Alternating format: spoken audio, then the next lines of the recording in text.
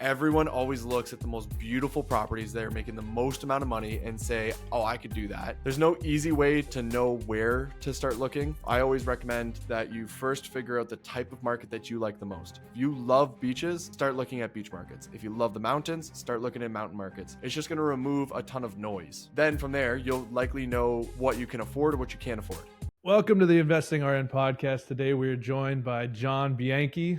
He's the founder of STR Search. They are a short-term rental data-driven company. He'll explain it much better than I can. But on Instagram, he's the Airbnb Data Guy, and he helps newer investors find properties that can cash flow. And so far, I think he said there are around about 200 successful cash flowing properties that their company has been able to, link people up with. And even though he's not a nurse, he's a very interesting person that I think will be a very useful resource for a lot of people trying to get into some sort of investing outside of the hospital. So welcome to the show, John. Thanks for having me, guys. I really appreciate it. Yeah. So usually we start off kind of getting a little background on people as far as like their nursing career. But in your case, what was your background that got you into this Airbnb data company search, whatever we'll get a much better explanation soon. We're I call us Airbnb data consulting firm. We just help people identify cash flowing Airbnbs, strong cash flowing Airbnbs. That's the objective. My background is more entrepreneurial than anything else. It's more of just trying to find businesses that I see an opportunity in to be able to grow and scale. With that being said, I did focus in on growing and scaling a finance business at one point, which was just like helping people manage their money to determine how to retire, right? That business definitely helped me learn a lot about the market in general, the ups and the downs, and how to manage money a lot better and what it's like dealing with people who are trying to deal with money. And it also made me more analytical than I was prior to that. And those skills definitely transferred into the Airbnb business that I ended up growing. So I started off with that original business, got it to the point where I was managing a decent amount of money, had a business partner, had my name on the door, had an assistant, had all that stuff. And I was like, I absolutely hate this. Like, it was not for me whatsoever. It was extraordinarily boring. So I quit. I just like sold off my portion of the business. And then I went and opened up an Airbnb business where it's just doing arbitrage, managing people's properties, things like that out in Chicago. COVID came around and wiped out that business. I actually wasn't a great operator. So I wasn't one of these like killer Airbnb superhost type people, but I knew how to kind of build up the business. And I was trying my best, but it's not my strong suit. What I did really, really well though, was identify the best properties within the market that I was going into. So each of my properties cash flowed well. And then when COVID came and wiped out that business, I just took the one skill that I did the best and then translated that into STR Search, the business that we now have today. I just sort of filled the gap that was in the market where people didn't understand how to analyze Airbnb data in the way that I did. And I figured out a way to solve that for people. So that's the background. Yeah. Before we go any farther, one of the things you mentioned was the Airbnb arbitrage. And I think especially for newer investors, I mean, obviously you're taking a risk there, but can you talk a little bit about what that is? For sure. So Airbnb arbitrage is when you rent out somebody's property as a long-term rental, and then you furnish it, and then you rent it out on Airbnb. Of course, you're going to get consent by the landlord, and they're going to say, yep, that's good. You can rent this place out as an Airbnb. It's totally fine. There's a ton of other people who talk about this stuff online, so I'm not going to go into the pros and the cons.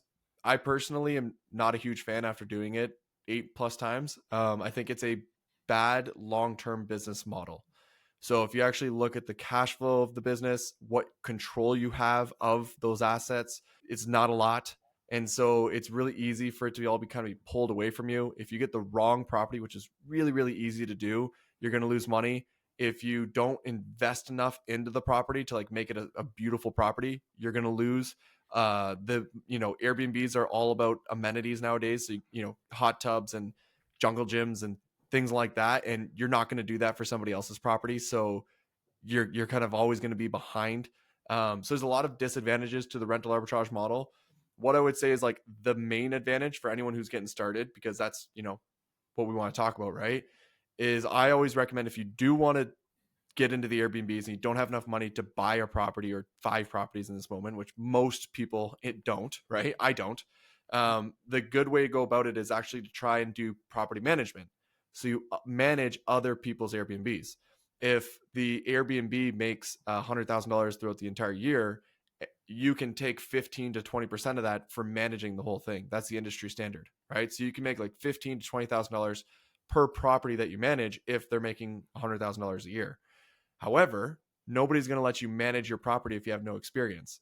And so, what I always recommend if you really want to get going is try to do rental arbitrage with the smallest possible property just to get the operations in place, right? Just to understand what's going on. So, can you rent out like a spare room in your apartment? That's one way to just learn operations. Could you rent out a one bedroom from somebody and you only have to put like a handful of thousands of dollars into the property to just get the flow and understanding so that you can go to the next person and say, hey, I know how to do this. I can do it for you. And then they see you have proof and then they'll let you do that. And then you just keep compounding and building off of that. So yeah, that's my 2 cents on rental arbitrage. So don't do it. Yeah. Do it as minimal amount as you possibly can, in my opinion. Well, yeah. I just remember think it's a good way to get into it, just in the sense of you don't have to buy a property. You can kind of like as a stepping stone, maybe. I always, for the reasons you mentioned, I was always a little hesitant to even try it. But I think as like maybe a first step type thing, it could be good. I think the barrier to entry is extremely low, and that's what's really attractive about it. And I think I heard a few people on Bigger Pockets or just other podcasts talking about it back when it was still very attractive. And it's good that you point out what challenges there are, so it's not as attractive as maybe it once was. Yeah, I mean, I wish I knew those things when I was first getting started, right? But one of the biggest hurdles is the fact that you don't own the property, and you have so little control when you don't own it. As much as you want to have the control, it's so difficult. And if I'm ever building a business, I want to build it for the next 10, 20, 30 years, because that's how long it takes to build a strong business. You're not going to lease a property for 30 years. Maybe you will, honestly, but like Yeah. it's well, I was going to ask about what type of like leases you would do. Were you still kind of stuck on the year-long leases, or were you able to negotiate something a little bit better when you were doing those? So I'm not a huge expert on this, just mentioning, right? There's definitely way better people. There are people who love this, and I know guys who have like 200 units and they're killing it. So there's definitely money to be made in it. It's just a strategy I don't prefer. But I always started with a 1-year lease, because then you can do all the data analysis that you possibly want and can prior to actually signing the lease to like know the property you're going to get is going to be a good property. And then you can set it up. But once you run it for a full year, you actually know what the end results are for that property. How much did it make? And could you have done anything differently to potentially make more? And so if you sign the 1-year lease, it gives you the out at the end of the year to say, hey, this isn't working out and I'm moving on. But if it is working out and your landlord's happy too, then you can extend for a longer lease, like a 2-3 year lease, if things are going well. So that was your start. You kind of dabbled in that for a little bit, found out you weren't good at operations, which I completely understand. We were forced into operations and management just out of necessity. And I don't think it was, I like the people skills and like dealing with people was fine for me, but like the organizational side of it wasn't good for us, for Josh and I. And our business partner is my wife, Josh's sister, and she does that side of things. So that's worked out, but I wouldn't say it's always run like optimally. So I can definitely relate to that. But then how did you, I guess, transition into this new role? What was it? I guess just how did that whole thing play out? The one thing I did realize that I was good at was analyzing the data. And it wasn't something that clicked like right away and turned into a business as soon as that happened, because when COVID happened and nobody was booking out the places, everything was going to was pretty stressed out. I, was able to get all of the contracts rented out, and I was able to like save what I had built so it didn't completely bankrupt me overnight, right? But super stressful. I mean, like hair falling out in the shower and stuff like that, like clogging, like that kind of stress going down, right? And then I just transitioned out of it. I was able to sell off all the contracts that I had, and I was able to move out of that business. I didn't really know what I was going to do at that time. I actually at one point started looking into renewable energy, to the point where I worked for a startup for like 8 months in renewable energy. And I thought that was going to be the thing, and that we can save that for another conversation. It was not at all. But what was happening during that time period of working for that renewable energy startup was people were reaching out to me asking for help with Airbnb data. randomly and slowly, and I would help one person, then the next person would, refer me to somebody else, and that just kept sort of happening over and over and over again. And I'm always thinking about like, what could we do? What could the business be? And I love this idea of filling in a gap, right? There's something missing. So how can you fill in that gap and build a business around that? And is it worth filling in that gap to build a business around that? And what I just noticed was that so many people were asking for help. And for whatever reason, people just weren't seeing the data in the same way that I was seeing it. And I had this process that very clearly worked with the arbitrage method. And so then I decided that I was just going to try to keep helping people and figure it out along the way. And it's one of those snowball effects where you start helping one person, help the next person, and then it just keeps compounding on itself to the point where I then eventually landed a contract with TechFester, which is the largest short-term rental investment fund in America as of today, as their head of data. And so I was then analyzing properties and helping them find properties for like a 2-year period. And that's where we ended up finding over 150 properties. Every single last one of them is cash flow positive. It was a really, really great experience for me to be able, I still do it, but during that time period, it was a great way for me to hone in on my skills and get better at it. And at the same time, keep building up the business. And so, we've just been doing that ever since. And in February of 2024, we no longer exclusive with TechFester. We still work with TechFester and we're still finding properties for TechFester, but we now can work with absolutely anybody. And we're just going to keep building on that. And I'm just going to keep honing in on this one thing I do really well, which is analyzing Airbnb data. So yeah, that's how I got started. And that's where I'm at now. What are some of the first things that you look for when you're looking for an area to buy in? Always start with regulations. That's step one. I knew we'd get there soon. Yeah. so that's the number one. All right. Yeah. You already got Josh's problem. Yeah. Nailed. Yeah. Did you run into that issue? Yeah. So the one that we were talking about before we started recording was here in Green Bay, and I want to say less than a week. I keep saying less than a week. Maybe it might have been 2 weeks, but within 2 weeks of me buying it, they rolled out a 6-night minimum, which hurt because my whole thought, I don't know, it just hurt my entire mental plan that I had developed. And I was like, okay, well, that's. So there's a real life example of why step one is regulation. So yeah. So yeah, tell us more about that. So you want to make sure, no matter, I guess you'll explain it here better, but you want to make sure that the regulations are already in place, not that there's no regulations. Yes. Now you could go into a place that doesn't have regulations already because they don't have regulations. Like you're legally allowed to operate. The problem is that they may put regulations in 2 weeks after you get your Airbnb set up, right? So yeah. it might be screwed. And so I always say go to places that already have regulations in place, and the city or whatever market you're in doesn't want to ban them further.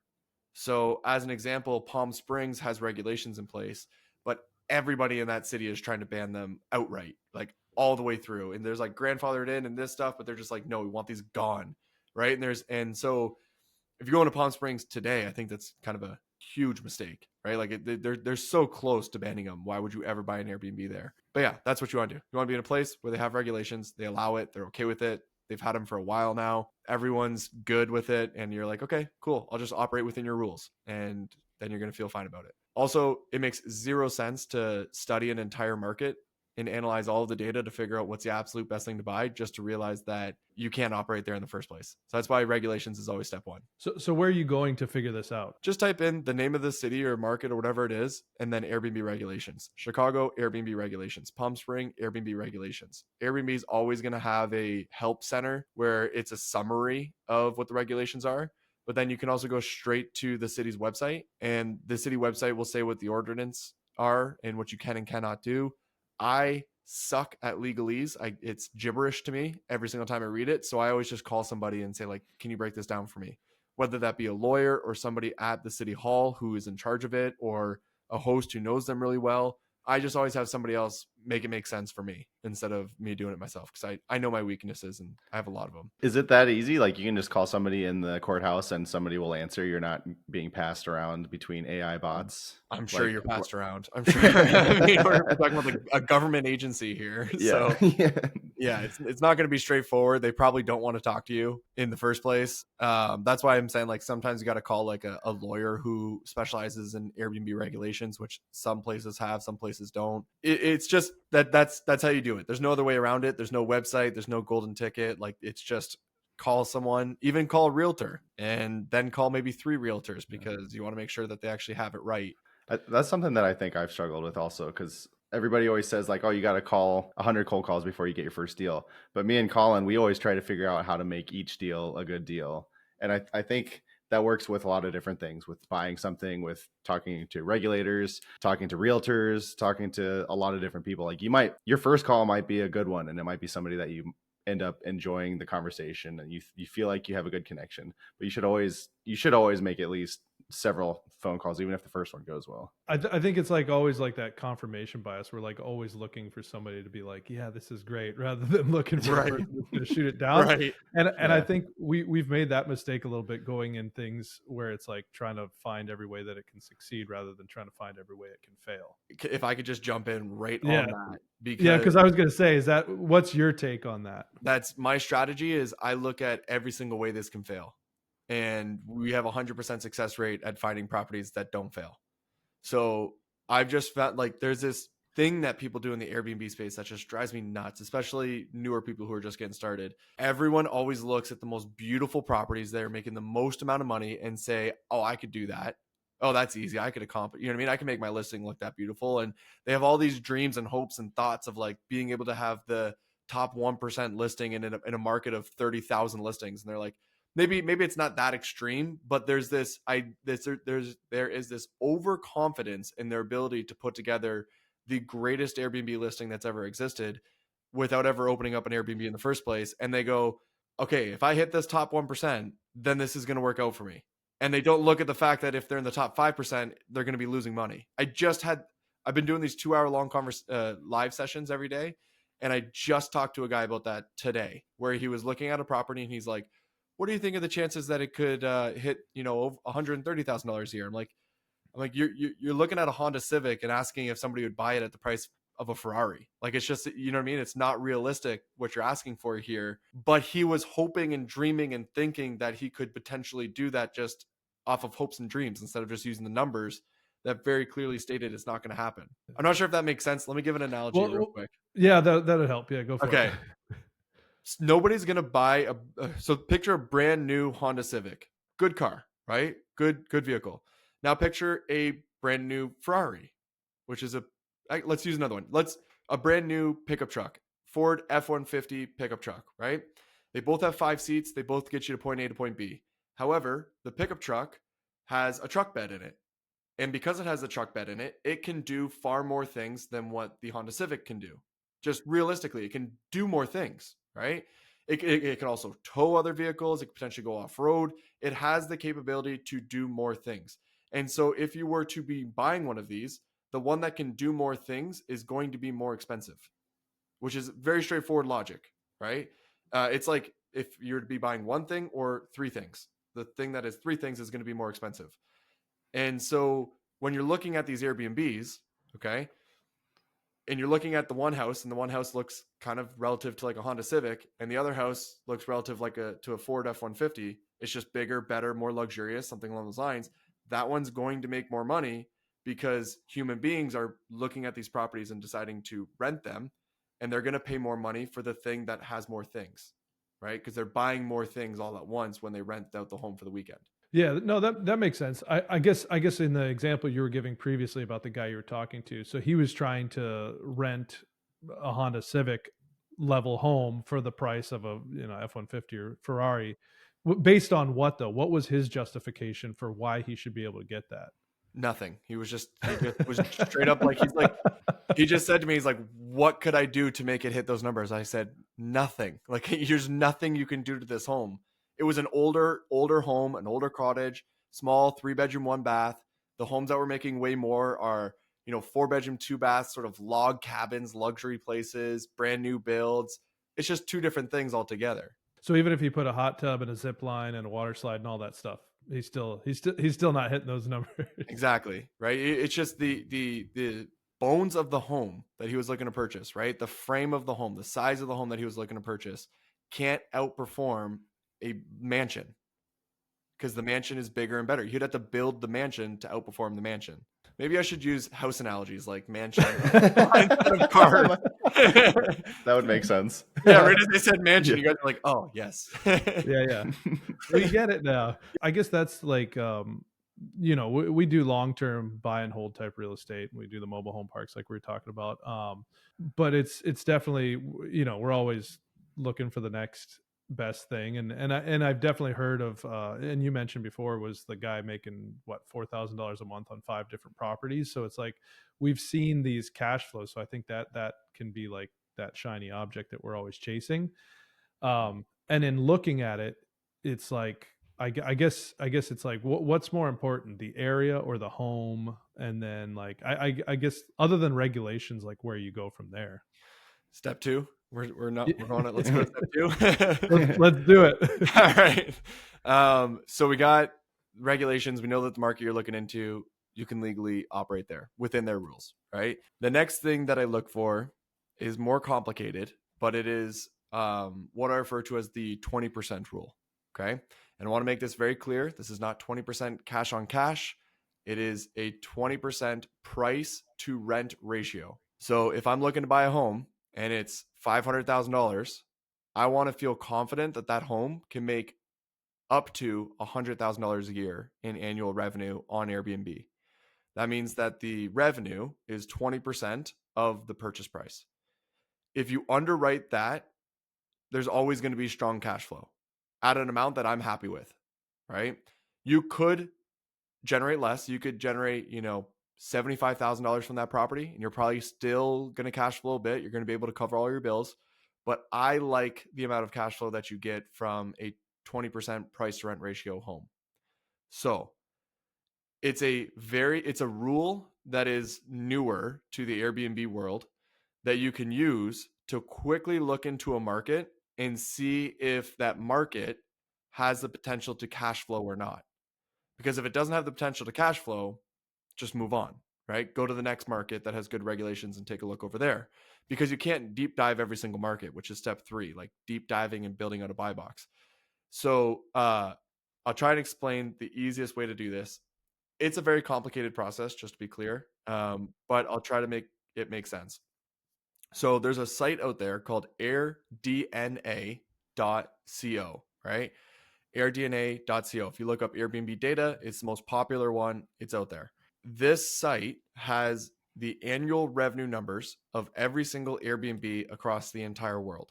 And so what you can do is you can pay for a subscription, type in Chicago, and be able to see how much every single Airbnb in Chicago is making on an annual basis. About 80 to 90% of their data is what I refer to as not useful, without getting into too much detail. So you have to make sure that you are looking at the correct data. Okay, that's a very, very big, important point. If you want to know the difference between good data and bad data, go to YouTube and type in Airbnb good data versus bad data. I've got a 23-minute video walking you through it all. Okay, so then you want to make sure you're working with the good data. Now that you have the good data, you can see how much these homes are actually making on an annual basis. And so what you want to try and do is figure out how much does the average 4-bedroom make in this market, in maybe a certain area of the market, right? And what you'll realize is that, hey, the average is about $100,000 if you do it a certain way, right? Maybe it's between $100,000 and $120,000. It's kind of in this range, right? And all of those homes that are roughly making that amount of money, they all look similar. They all are a similar size. They all have a similar style or design or location. There's similarities between them. The beauty about data is finding a pattern, because if you can find a pattern, you can repeat it. And so what you're doing is you're trying to find this range of how much the homes are generally making and what those homes generally look like, right? The structure of them. From there, you now know what the revenue potential is for a 4-bedroom in that part of the market, which at this point would be about $100,000. Okay. You then hop over to Zillow and you go, are there any 4-bedrooms in this specific area that are selling for $500,000? And you can make a little circle around that area. You can add in all the filters, and it's either going to tell you if properties are going to be selling for $500,000 or less, or if there's no property selling for under $500,000. If there are no properties selling for under $500,000, then there's no properties in that market that can meet the 20% rule. And so then all of a sudden you go, well, if they don't meet the 20% rule, they're not going to cash flow at an amount that I'm going to be happy with. So why would I keep deep diving this market? Whereas if you were to follow that same process and you have the max amount that you'll pay for a property is 500,000, and then a whole bunch of properties show up between 300, 400, and 500, then you know that there's properties in that market that meet the 20% rule. And then you can deep dive the market because you know there's cash flow in that market. Well, I was going to ask, like, are you getting as specific as like specific zip codes, or are you looking at bigger cities in general? Depends on the size of the place. So I try to not state just one or the other, because if you're in Chicago, I used to go zip code by zip code, Scottsdale, zip code by zip code. But then there's a lot of other places like the smaller mountain towns where you're just looking at the whole thing altogether. Did that process make sense? I think so. So this is definitely one where we'll have to record and like bring a pen and paper, because that's very detailed. And that, I mean, just the last 10 minutes could save you tons of headaches if you just re-listen to this a few times.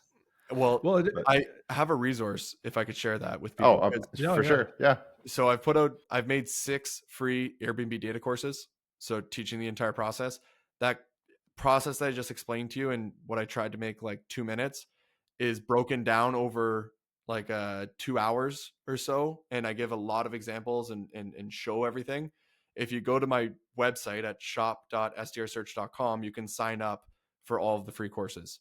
And then you can just go through it. And I tried to make it a guide where it's just step 1, do this, step 2, do that, step 3, do this. And you're just walking through all hundreds of steps that it takes to find the properties. So anyone listening can go there. And we'll put that in the notes so that you can find it easier. Yeah, so wasn't trying to plug, was just simply it's a free resource, right? That's what go ahead, plug. We're all for it. Okay, so I guess my thing, and maybe this is step 3, but it's like, how do you even get to these markets in the first place? Because it's like, I'm in Napa, Josh is in Green Bay, Wisconsin, and we invest throughout the Midwest in our short-term rentals, or in our long-term rentals, because we started out there just because his parents were investing in a small town, and that's where we started. But in terms of as you're directing people or helping people, how do you even pick these markets to start looking at them in the first place? And I would say, like, do you recommend picking something that's close to you that you can go to and manage, or do you recommend like going more specific? Like let's say there's like a vacation spot you really like to visit or something like that. How do you recommend that? To answer that second question first, I live right now in a beach town in Canada, which is a tourist town. Is that a thing? Do you have those up there? Sorry. No, you're good. Sorry. We've got some beaches up here too. different beaches. Okay, go ahead. Yeah. And so I live in this town. My whole life is Airbnbs, right? And I would never in a million years buy a home here unless I wanted to lose money, because the homes cost a lot of money, and there's not a lot of revenue that's being made on an annual basis. So if I were to buy a home here, I could lose thousands and thousands of dollars on an annual basis by owning a home here. So the question of, should I buy in a market that is near me so that I can manage it, or one that I'm familiar with or comfortable with, it all comes down to, what is the market? What is the market beside you that you're comfortable with, or that you're in? Is there cash flow potential in that market? If there's not, why would you do it? Because what you're going to end up doing is managing a property for an entire year, which is not an easy task, and walking away with $0. Pretty sure nobody's going to work at McDonald's for an entire year to make $0, right? It's like, why would you do that? So then the answer to that question is, if your market cash flows, go for it, right? Definitely. That is so much easier. You were lucky as hell that you live that close to a cash flowing market, because now there's even more money to be made. It's easier to operate, all of those things. But if you don't, then you got to start looking in other markets. And there's no easy way to know where to start looking. I always recommend that you first figure out the type of market that you like the most. So if you love beaches, start looking at beach markets. If you love the mountains, start looking at mountain markets. It's just going to remove a ton of noise, right? If you then from there, you'll likely know what you can afford or what you can't afford. right? What are you approved for to purchase? And so then at that point, say you're only approved for like $300,000, there's going to be a ridiculous amount of markets that you can't enter into. Like Scottsdale, as an example, almost impossible to enter into with a $300,000 budget, right? Purchase price budget. So that also helps you eliminate a ton of markets that you could potentially be looking at. And so now you go from I don't have no idea where to look to I'm going to specifically look into the markets that I like, because if you like going to visit that place, you're going to take better care of it in comparison if it's a market where you never want to visit, right? Because you're likely going to have to visit it once a year at least just to keep an eye on it. So that's the first thing to start off with.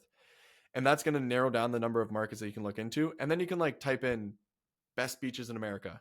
And now all of a sudden you have a top 10 list of the best places in America, and you can start using those as a way to look into those markets, right? And then you just keep running with ideas like that to hone in on which markets you should look into and which ones you shouldn't. I think I saw a reel that you made a while back talking about a lot of people will buy a short-term rental based on where they want to vacation. And I think the specific reel was kind of giving reasons not to do that. So can you kind of dive into that just a little bit more, why you would avoid doing that? Yeah. So a lot of the times the market that is your favorite vacation market or the market that you live in doesn't cash flow well, right?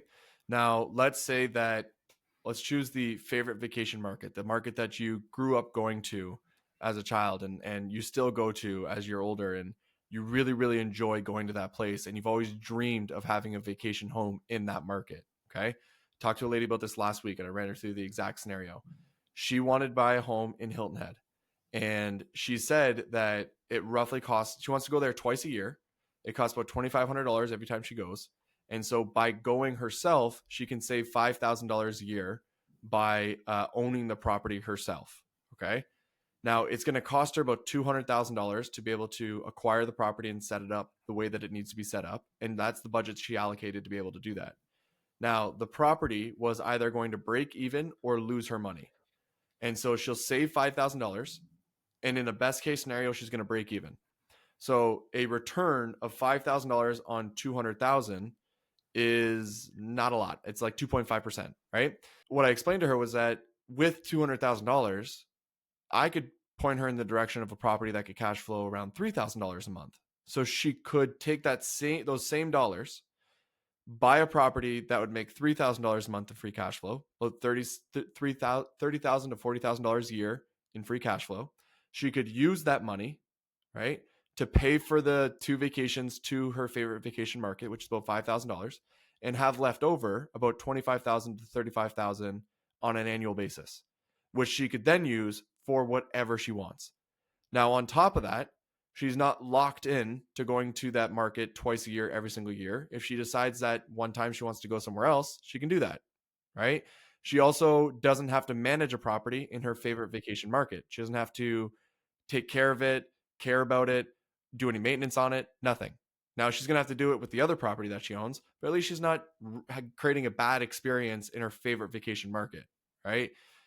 And then it becomes more of like a job location rather than a vacation location, right? And then every single time they're going to go to that property because they own it, they are going to use that time to also fix up the property. So now their vacation actually becomes a time where they're tightening the screws on everything and replacing things here and there, which happens way more than you'd expect, right? I know a ton of people who have bought properties in Disneyland and they do exactly that. That's my scenario. If you're to be looking to, that's my reasoning as to why I think it makes more sense to buy a property where there's a lot of cash flow instead of in your favorite vacation market. If your favorite vacation market cash flows really well, win-win. Yeah. Well, and you just poked holes in my whole theory, because I've always said, I was like, well, hey, like if we could just break even, like, and we get to use the place, like it doesn't matter. But I guess it does matter. but are there? I mean, I guess one of the things that we've done with our long-term stuff is we've gotten some like tax advantages from it. But I mean, yep. I guess you're not telling the person not to buy an Airbnb. You're just telling them to buy one in a cash flowing market. So you're still going to get the same tax advantages. Yep. But now you're going to get the cash flow as well. So yep. I can allow. I will allow that. You know what I've also said in that same video is that when I am wealthy enough, I can't wait to buy a property in a market that doesn't make any money to be able to use it whenever I want. I can't wait till I have that amount of money. You know what I mean? To be able to do that. That's going to be a great thing to do. I'm just not there yet. And if you are, that's awesome. You know what I mean? Like, kudos to you. Yeah, well, I guess that's a goal for everyone. But yeah, right. As part of that 20%, are you when you're looking at this data on AirDNA, does any of that factor in property management if you wanted to hire somebody to manage? And then what kind of rates should you be looking at if you are going to hire third party property management? 15 to 20% is the norm nowadays. It used to be 30 when I first got started. Now done 15 to 20%. Yeah. So that's the first thing. Knock that out of the way. It does. So the 20% rule is not a perfect science. It's not like, hey, the property meets the 20% rule, let's buy it. That's not what that means, right? What that means is that the market has the potential to cash flow. That's it. Then you deep dive the market, you study the market, you understand what works in the market, then you underwrite each individual property separately, right? And if you're gonna in that underwriting process where you're figuring out, okay, what do I buy this for? How much is it gonna make? What are all my expenses? What do I walk away with at the end of the day? Now, you may want to buy a property that you could add value to, that it ends up being worth more money, and then you refinance it and pull all your money out, right? The whole BRRRR method, and then you turn it into an STR, the BRRSTR. That could be your method, and your underwriting would be completely different than if you were to just buy a property that was already ready to go and throw it onto Airbnb. So the reason I'm saying this is because the 20% rule doesn't apply to what the underwriting process is like. It just helps you know that the market has the potential to cash flow. And I'm saying that because the management piece is a huge piece of the underwriting. And if you run through any scenario, like whatever, if the home needs a lot of work or the home needs no work, or if you're doing a new build, whatever it is, you're always underwriting it. And then that's one of your line items. And then you see if the property still works after that line item. I'll tell you right now, property management, having somebody else manage it just kills your cash flow. Like that you're pretty much just giving all of your cash flow to them, which could work for some people while they still have a full-time job. So this was a scenario I actually ran through last week as well. Somebody had a full-time job, was going to have somebody else manage the property. They knew how much they were giving to their property manager, but their goal was to get a handful of properties, then start managing them all themselves. And as soon as they start managing it themselves, they then capture all that revenue. Now they're not getting it prior, but they didn't have the time to do the work in the first place. Did that answer the question? Yeah. Okay. Yeah, for sure. I mean, I guess I don't know. Is that step 3, like the deep dive more? Step 3 is what I refer to as building out a buy box. So every single market's different, but every single market has revenue drivers and inefficiencies. So within a market, as an example, if you're down in Florida, almost every single market in Florida, you don't need a hot tub. Okay. But most of everywhere else in America, you do, right? It's a revenue driver. If you have the hot tub, you'll be able to beat the other home. It's the idea of having a truck bed compared to not having a truck bed. You're giving more, right? So the first thing that I do when I'm analyzing the market is I try to understand why some properties are outperforming other properties. Because in our own portfolio, the TechFester portfolio, we have 2 homes that are down the street from each other. They are both 4 bedrooms. They both sleep 16 plus people, and they both have massive backyards, but one makes $100,000 more than the other. And so you got to ask yourself, how do we have the exact same blueprint on 2 homes in the exact same area, but one makes $100,000 more than the other? The other one's still good. There's the other one's just making $100,000 more, almost purchased at the exact same price as well. That's the most interesting question to me in the entire world. Like, how could we pull another $100,000 out of the exact same property?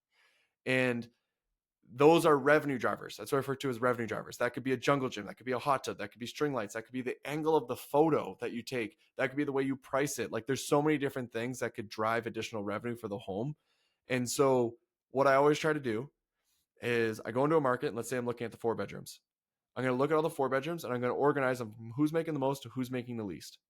And do you know that game, that little kids game where it's like 2 images and you got to spot the difference between the 2, right? Yeah.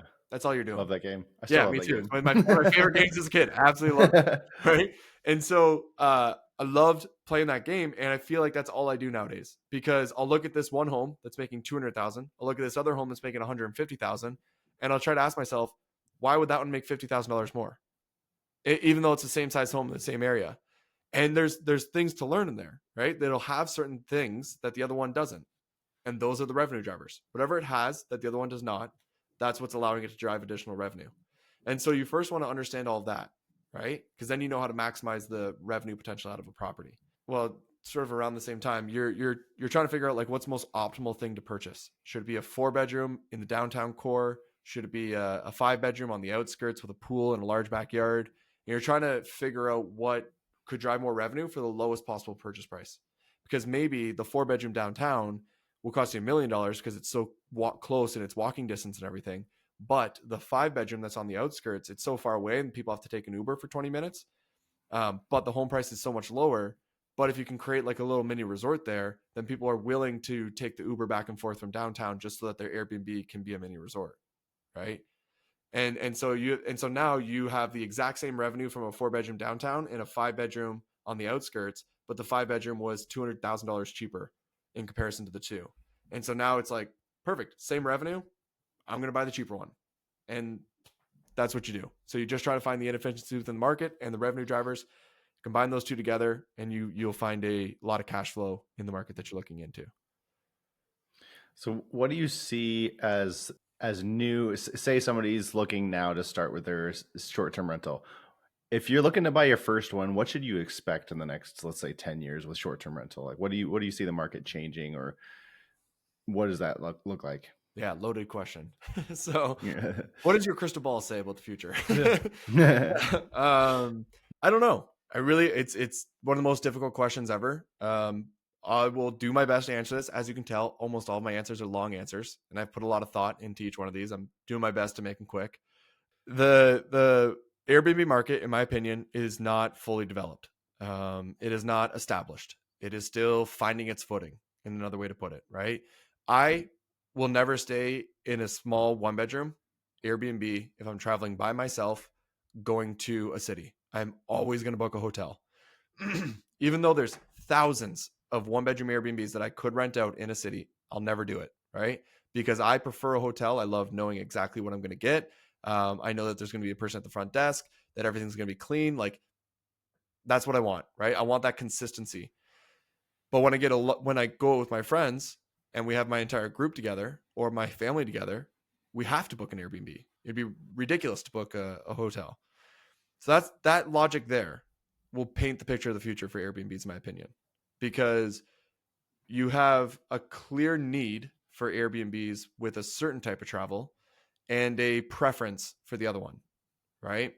And so as time goes on, it's like, well, Airbnbs will stop working, right? So there's so many people who have bought Airbnbs and they have failed and they just shut them down. And then another person thinks they have a great idea of opening up an Airbnb and they open up a very similar Airbnb and it fails.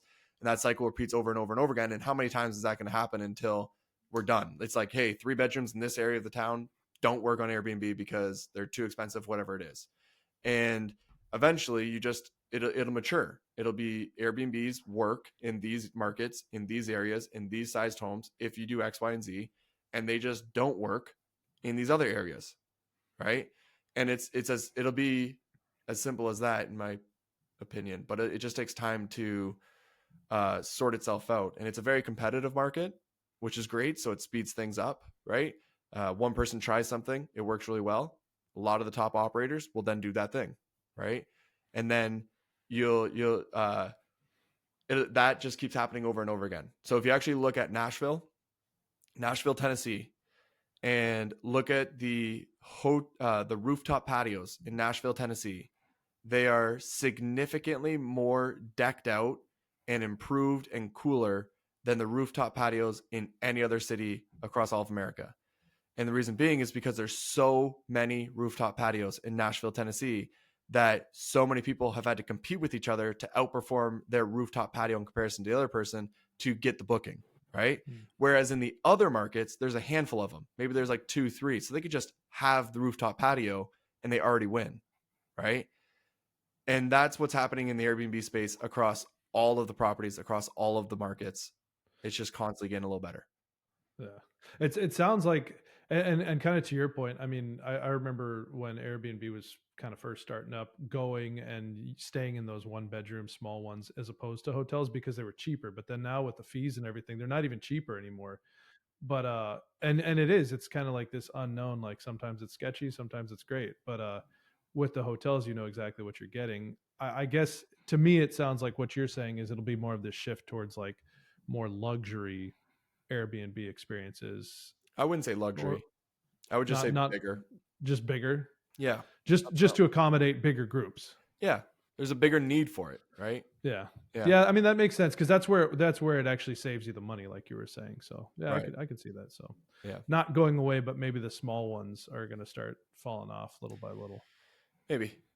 I don't have. Yeah. Yeah, we'll see. I don't have a crystal ball. So we'll see. Yeah. Yeah. I mean, Well, and how many of these small house operators are people just living in the house? And they're like, oh, I can make $50 every once in a while. For So sure. maybe they won't fully fall off. They'll just. Yeah, those are that. See, that's another example of what does make sense. To me, that's what Airbnb started off of. I did that on my first one. I had a spare room in my apartment. My Airbnb covered my rent. It was amazing. I was like, I'm living for free. I had to share my place with random people every other day, but I was in my early 20s. It was fun. I just met new people every single day. But that's where it does work. But then you have to think, well, what about like the 1 bedrooms or the 2 bedrooms apartments that are just Airbnbs, right? They're almost like suites in hotels, and how many hotels have suites and how often do those get rented out in comparison to the other ones? I don't know. There's a fitting for it. well, and I guess that would essentially, if those smaller ones went away, then that would open up more long-term housing, which has always kind of been one of the arguments against short-term rentals, that it's taking away the housing. So Yep. I guess in its own way, it would work itself out. Which every market does, right? So like it's only been around for 15 to 18 years, something like that. Do you look at any of the other? Because I know there's VRBO and what Vacasa or Booking.com. something like that. Yeah. Do you look at any of those, or are you just strictly Airbnb? Well, AirDNA, the data site, will pull in from Airbnb and VRBO, and almost all of the properties in America are only on those two sites. Once you get over to Europe, they're on Booking.com and Expedia a lot more. But those are smaller units. It's very different over in Europe. Without getting too into it, I was just thinking to myself, do I explain it? And I'm like, probably not. It doesn't make sense to explain it. So it's just Airbnb, VRBO. Okay, cool. Yeah. Can you like run us through a couple, deals that you've helped people find or that you found yourself? Like what the purchase price was and the revenue? Yeah, exactly, something like that. Maybe like two different ones, like or say somebody reaches out to you. What does that look like if somebody actually does that, and how do you help them? Okay. I'll start with that, then I'll go into some of the deals. The person has to have at least $150,000 to go towards a property. Okay. Because if you have less than $150,000, I fear that you will not be able to make it work within the market within any market that we're going to put you into. So I've studied 350 markets. We have about 10 that have really, really strong cash flow, and we know like the back of our hand. And if you have $150,000, and that $150,000, by the way, would go towards closing costs, down payment, renovations, furniture, design, amenities, everything, okay, to get the property to be a stellar property. If you have less than that, it's going to be really, really hard to be competitive in these markets. And I don't want to help anyone get a property where they're just going to end up losing it down the road, because this is the one thing that everybody who's listening right now should be considering and thinking about. And even you guys, if you ever decide to get Airbnbs again, the recession is going to wipe out so many Airbnbs. The next recession. Okay. So I used to be in finance before, so I had to study the stock market, right? We all went through 2008. We all went through 2001. I was really young at the time, but we've gone through different crashes where everything just goes to absolute, right? And everyone's struggling. They're trying to make ends meet, and they're trying to make things work. Well, what's the one thing that goes away? Travel. Sort of. It doesn't necessarily fully go away. It just becomes a lot cheaper. They'll go camping rather than booking out a cottage. Okay. And so what what I'm really nervous about, because I'm guiding people into investment properties, and an investment, people are trying to buy these properties to improve their lives, right? That's why anyone does this. And I really fear the day that we hit a recession and people not being able to continue to pay the bills on their Airbnb, on their home, because almost none of them can be converted into long-term rentals and still work. Okay. So the idea here is that you want to be able to create an Airbnb that can be in the top 10 percentile of that market. Because if there were 1,000 people traveling before the recession, there's still going to be some people traveling. And let's say it goes from 1,000 all the way down to 100. As long as you have one of the best properties within that market, you can still get booked by the handful of people that are still traveling. They can still stay at your place, and your property will be more desirable than the Honda Civic because you have the Ford F-150. And so if you just lower your prices to the same price as the Honda Civic, people will now take your place instead of the Honda Civic because you're offering more, right? And so the idea here is that you can still get bookings during the next recession, which will allow you to hold on to the property during that time period so that you don't have to sell the property in the worst possible time and lose out on that property, right? And then if you can get through the recession, you get to the boom. And if you get to the boom, everything is easy at that point, right? So what I'm trying to state here is that we don't help anyone find properties if they have less than $150,000 of cash, because I want to ensure that you're going to be able to get one of the best properties in the markets that you're going to go into and be able to win over the next 5 to 10 years, because everybody wins in real estate over 5 to 10 years, right? So that's the first thing. If you decide to work with us, and then, you're going to onboard with us. We're going to, depending on your budget and your preferences, we're going to guide you into which market is going to make the most sense for you. And then also help you understand which property is going to make the most sense for you. We're going to line you up with the realtors, our lenders, all those different things. We actually realized this week, we've been doing this for 10 months.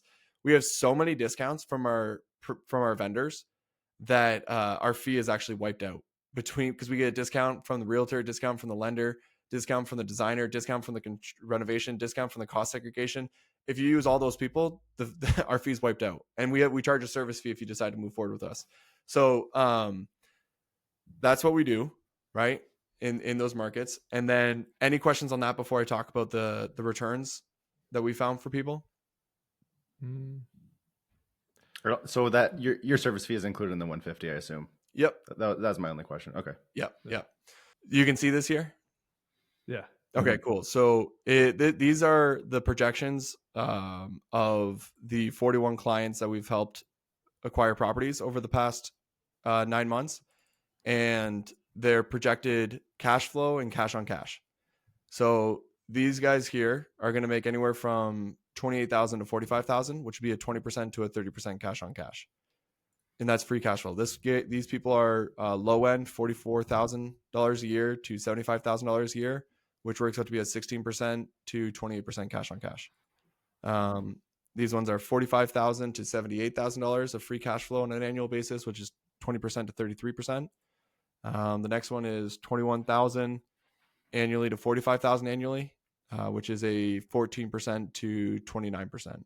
Yeah, I think they get the point. Okay. that's hot. I mean, that's great. These are all based off. Those are all based off $150,000 investment. No, there's a huge range there between the lowest end is $150,000. And we have some people who have spent over $500,000 on their properties. Okay, but the percentages they correlate exactly. So 14 to 30% is what it sounds like. Yeah.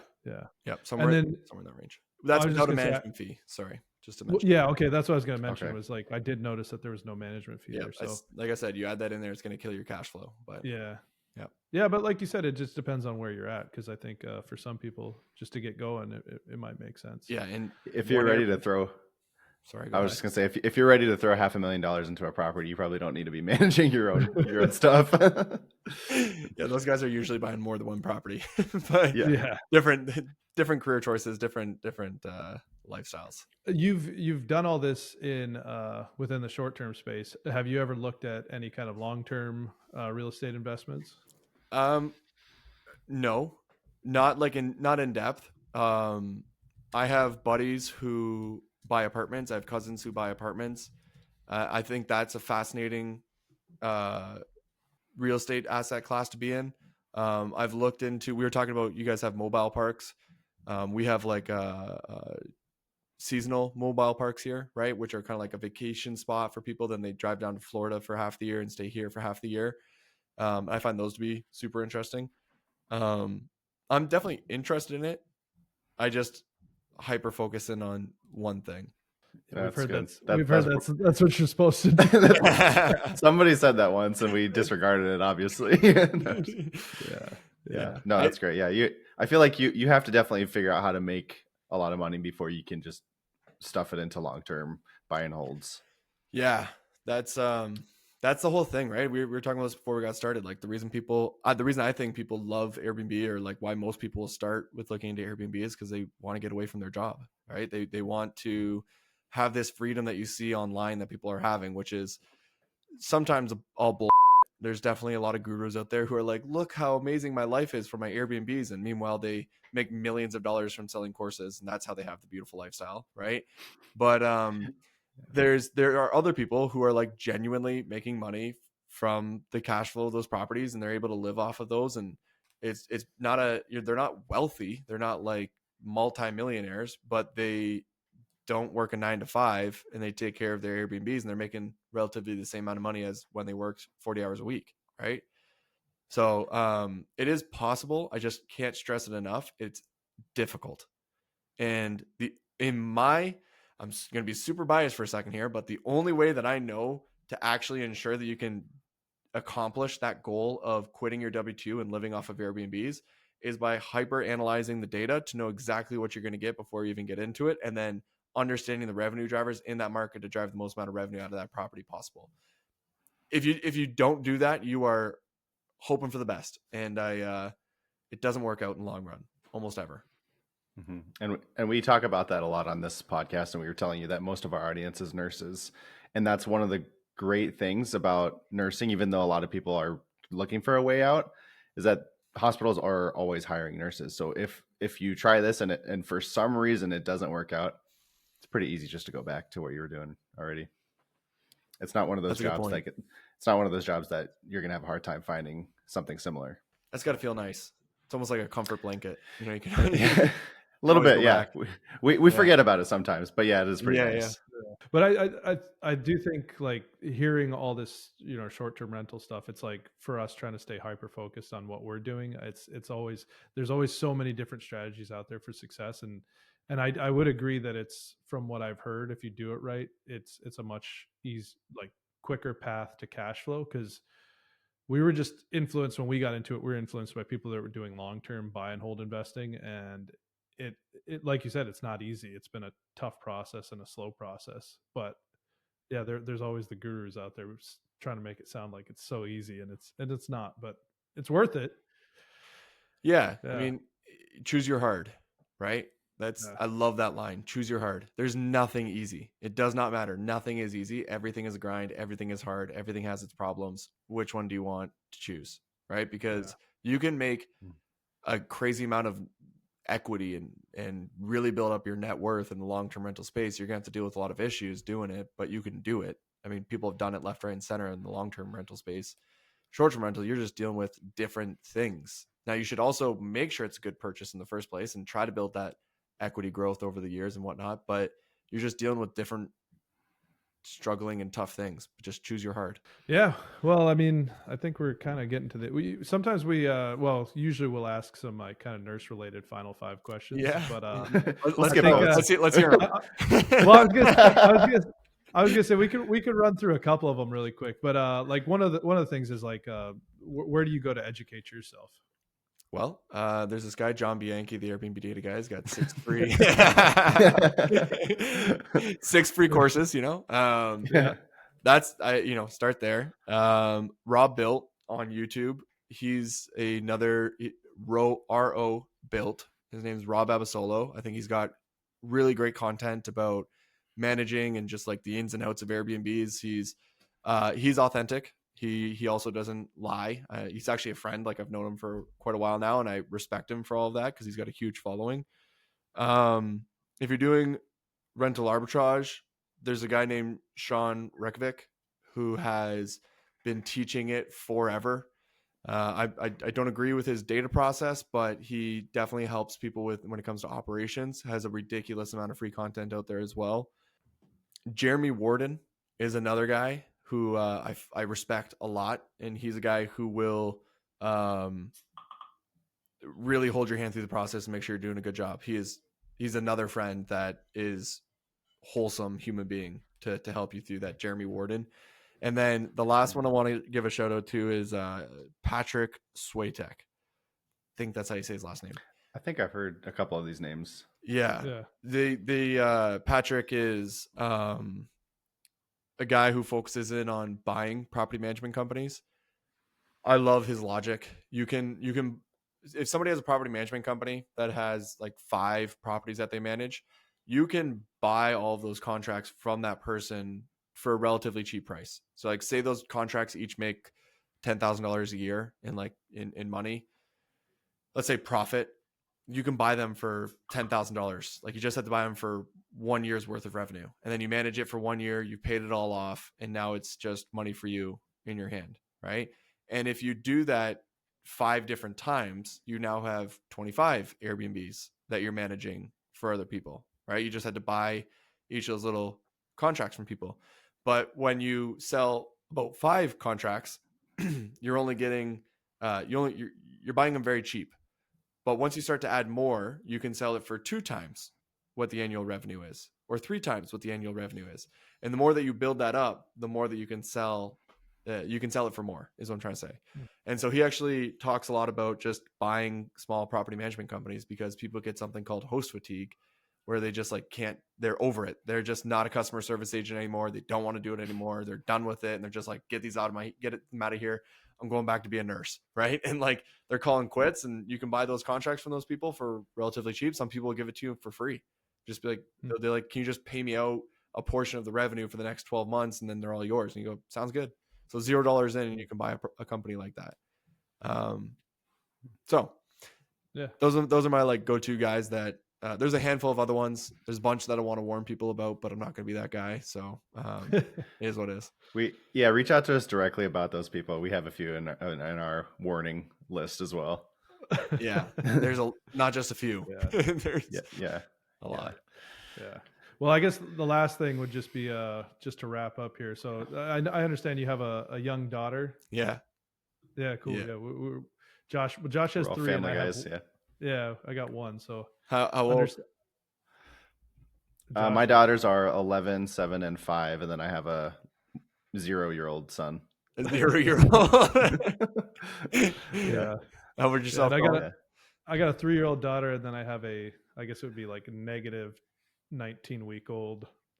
I don't know. Oh, you're waiting to surprise. Find out? Nice. I waited to find out too.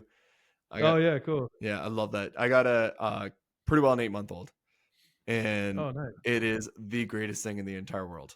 Like there's nothing beats it. I don't know if you guys feel that way, but like nothing beats it whatsoever.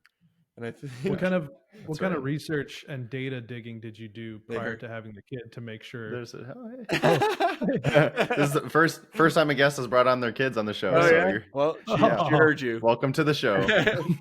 This is Remy. What's up, Remy?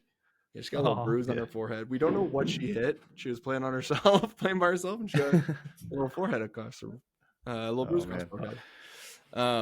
But yeah, that's Remy. I love it. It's cool. Man. Yeah. So yeah. Well, I guess that pretty much defines what success is for you. So. Oh yeah, without a doubt. Yeah, everything is second to just trying to do a good job, be a good person, and not screw other people over. So I think it's a good way to live life. Pretty straightforward, simple. Yeah. Definitely agree with that. Well, cool, man. So I guess you've already mentioned it a couple times, but just kind of recap where people can find you and reach out. Yeah. At the Airbnb Data Guy on YouTube or Instagram. YouTube, I've got a ton of free content out there. If you do want the free courses, strsearch.com or shop.strsearch.com. And you can get all the free courses. Yeah. Right on. Yeah. Well, thanks for joining us today.